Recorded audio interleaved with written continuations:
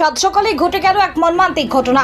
ট্রেনে কাটা পড়ে মৃত্যু হলো এক ব্যক্তির। মৃত ব্যক্তির নাম শঙ্কর রায়, বয়স আনুমানিক 50 বছর। বাড়ি নদিয়া শান্তিপুরের গোবিন্দপুর বিবেকানন্দ নগর এলাকায়। জানা গেছে পেশায় কাপড় ব্যবসায়ী ছিলেন শঙ্কর। ব্যবসা সূত্রে আজ সকালে নিজের মোটর বাইক নিয়ে সুতো আনতে মহাজনের কাছে যাচ্ছিলেন তিনি।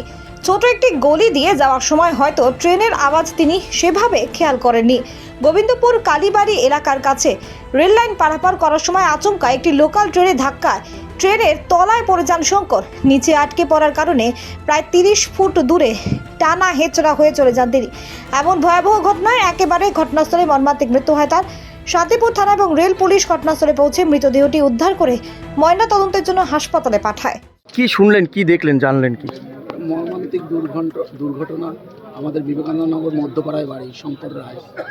আমরা শুনলাম যে এরকম ট্রেনে কাটা পড়েছে, শুনে এখানে স্পটে আসলাম। স্পটে এসে দেখছি যে এরকম ট্রেনে কাটা পড়ে রয়েছে। প্রশাসন আধিকারিক সবাই এসছে, আমরা মর্মাহত। আচ্ছা, এই যে জায়গাগুলো অবাধে তো রেল পারাপার হয়, যে এই ছোট ছোট জায়গাগুলো, এখানে তো দুর্ঘটনার সম্ভাবনা থেকেই যায়। এর আগে এরকম হয়েছে, দুর্ঘটনা হয়েছে। একটু জানাবেন যাতে রেল কর্তৃপক্ষ প্রশাসনকে কর্তৃপক্ষকে জানাবো যাতে কিছু একটা করা যায়, যাতে গার্ডরেল বা যেভাবে হোক একটা কিছু করার, সাইড লেন কিছু একটা করার প্রয়োজন, নাহলে মানুষ খুব অসহায়। এর আগে এরকম দুর্ঘটনা ঘটেছে। কি নাম আপনার? সৌমেন্দ্রনারায়ণ দাস।